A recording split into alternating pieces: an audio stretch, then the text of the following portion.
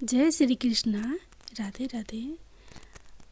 आप सभी को संकट चौथ की हार्दिक शुभकामनाएं। आज आप सुनेंगे संकट चौथ यानी तिल चौथ या माघी चौथ व्रत की कथा। एक गांव में दो देवरानी जेठानी थी।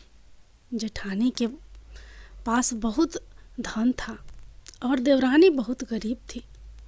देवरानी भगवान गणेश जी की बहुत पूजा करती थी। वह अपनी जेठानी के घर रोज आटा पीसने के लिए जाती थी और जिस कपड़े से आटा छानती थी वो कपड़ा अपने घर लाकर पानी में धो लेती और अपने पति को घोल कर पिला देती। एक दिन जेठानी के बच्चों ने यह देख लिया और अपनी माँ से बोले कि माँ, चाची तो अपने घर के आटे का कपड़ा ले जाकर चाचा जी को घोल कर पिला देती है। अगले दिन जेठानी ने देवरानी को कहा कि जब घर जाओ तो आटे छानने का कपड़ा यहीं रख कर जाया करो। देवरानी ने वैसा ही किया। जब वह घर गई तो उसका पति बोला, मुझे चूर्ण घोल कर पिला दो। देवरानी बोली कि उन्होंने आटा छानने वाला कपड़ा वहीं रख लिया है, इसलिए मेरे पास आपको खिलाने के लिए कुछ भी नहीं है। उस दिन उसके पति ने भूख से व्याकुल होकर उसको लकड़ी से खूब मारा। भाग्यवश उस दिन उसका संकट चौथ का व्रत था। श्री गणेश जी का स्मरण करती हुई वह भूखे ही सो गई। तभी थोड़ी देर बाद गणेश जी ने आकर कहा कि आज तो संकट चौथ व्रत है और तू भूखी क्यों सो रही है।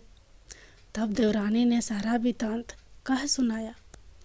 फिर भगवान बोले कि आज मैंने तिल चौथ के कारण चूरमा व तिल कुट्टा बहुत ज़्यादा खाया है, इसलिए निपटने का मन है, सो कहाँ जाऊँ। वह बोली, महाराज बहुत जगह पड़ी है, जहाँ चाहो चले जाओ। गणेश जी ने सारा घर भर दिया।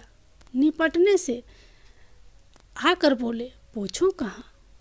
वह बोली, मेरा ललाट पर पड़ा है, पूछ लो। गणेश जी पूछ कर चले गए। थोड़ी देर बाद उठकर देखा कि सारा घर हीरे मोती से जगमगा रहा था।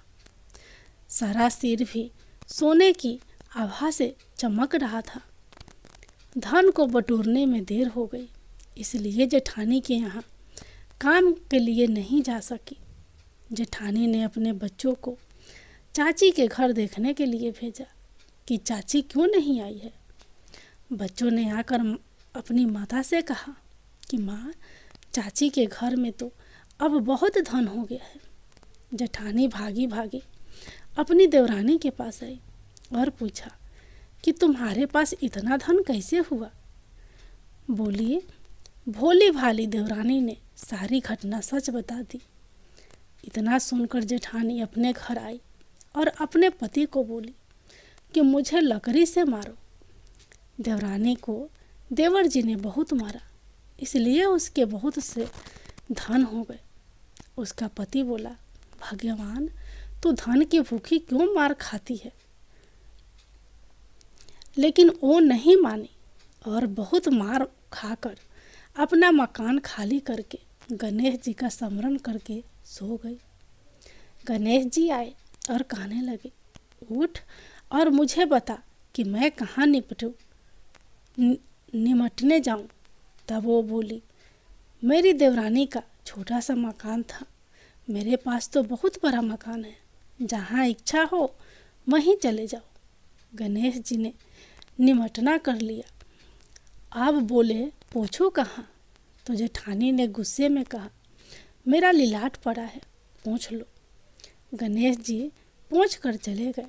थोड़ी देर बाद उसने आकर देखा तो सारा घर सड़ रहा था और बदबू आ रही थी।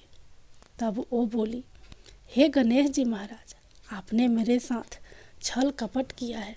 देवरानी को तो धन वैभव दिया और मुझे कूड़ा कबाड़ से भर दिया।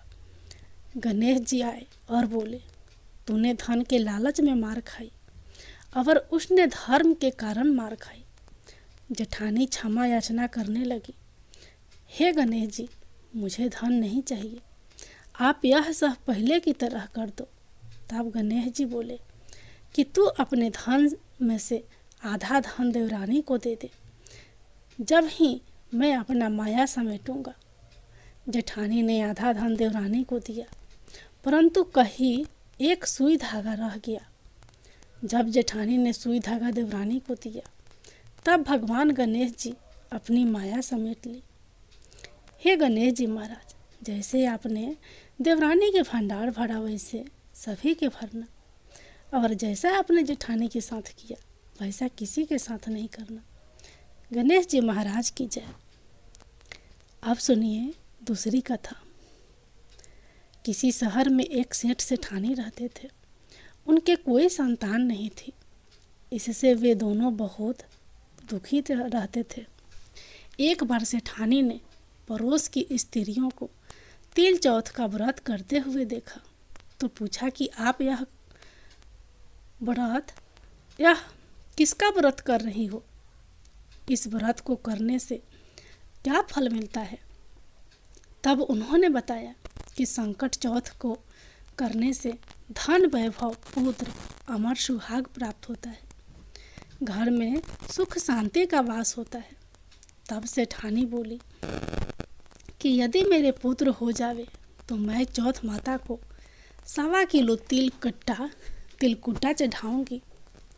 चौथ माता की कृपा से वह गर्भवती हो गई और 9वें महीने उसने एक पुत्र को जन्म दिया, पर वह चौथ माता को तिलकुटा चढ़ाना भूल गई। लड़का बड़ा हो गया और अब सेठानी को उसके विवाह की चिंता हुई तो उसने चौथ माता को 5.25 किलो का तिलकुटा बोल दिया। चौथ माता की कृपा से लड़के की सगाई अच्छे कुल की कन्या से हो गई और लगन मंडप में फेरे होने लगे। लेकिन सेठानी फिर भी तिलकुटे का भोग लगाना भूल गई और इससे चौथ माता और गणेश जी कुपित हो गए। अभी 3 ही फेरे हुए थे कि चौथ माता को क्रोध आया और उन्होंने लड़के को ले जाकर गांव के बाहर पीपल के पेड़ पर छिपा दी। सब लोग अचंभे में रह गए कि एकाएक दूल्हा कहाँ चला गया। कुछ दिन बाद वह लड़की गंगौर पूजने जाते हुए उस पेड़ के पास से निकली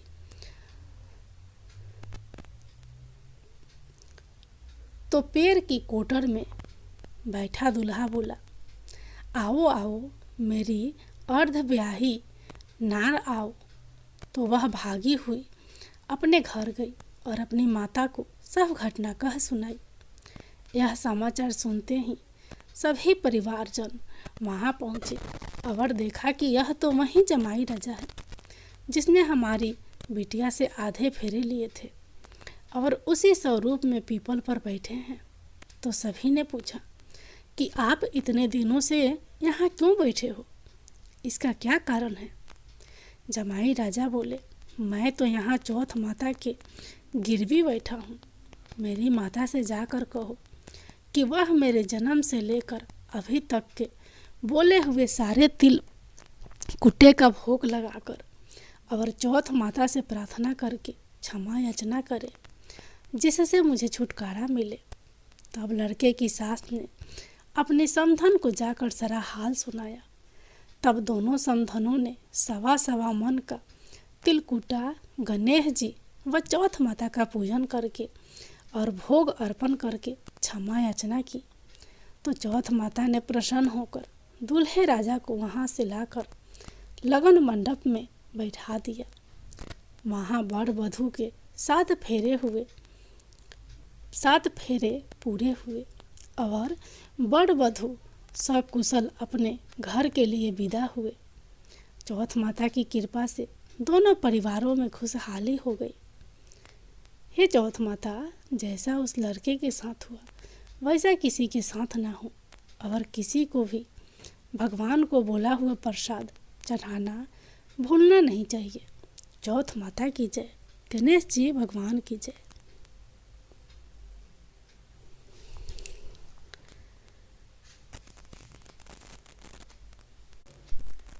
अब आप लोग सुनिए तिल चौथ के दिन सुने जाने वाली अगली कथा।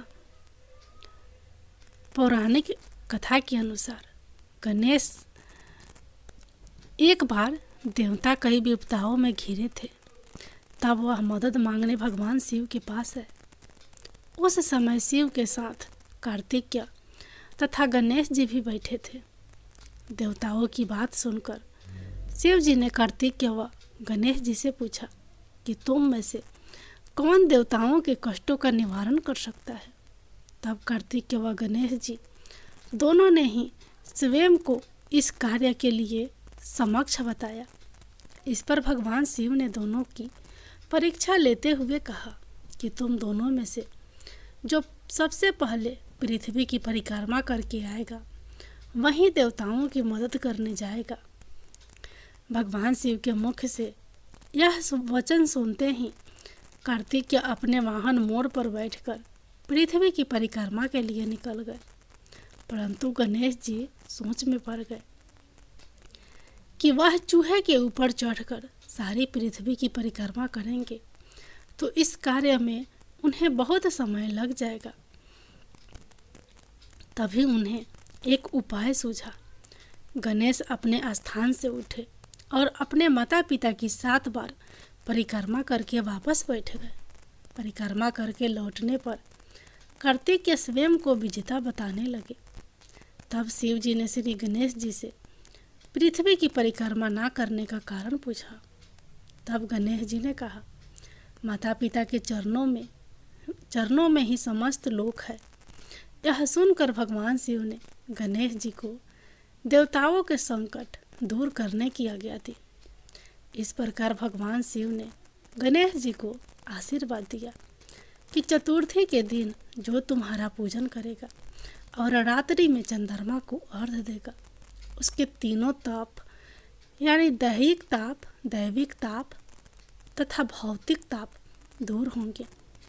इस व्रत को करने से व्रतधारी के सभी तरह के दुख दूर होंगे और उसे जीवन के भौतिक सुखों की प्राप्ति होगी। चारों तरफ से मनुष्य की सुख समृद्धि बढ़ेगी, पुत्र पौत्रादि धन ऐश्वर्य की कमी नहीं होगी। गणेश जी भगवान की जय।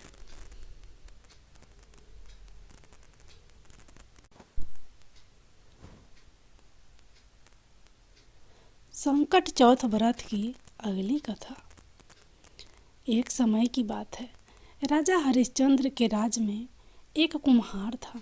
वह मिट्टी के बर्तन बनाता था, लेकिन वे कच्चे रह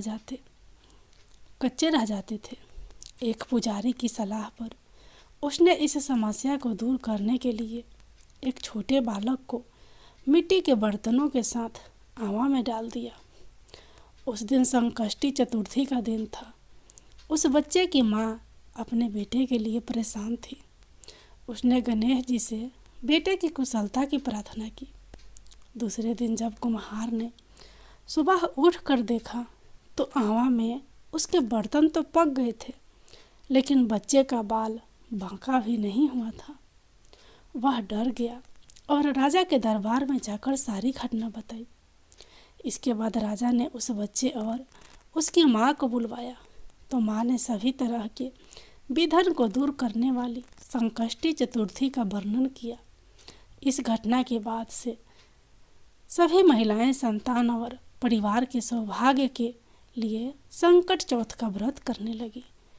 गणेश जी महाराज की जय।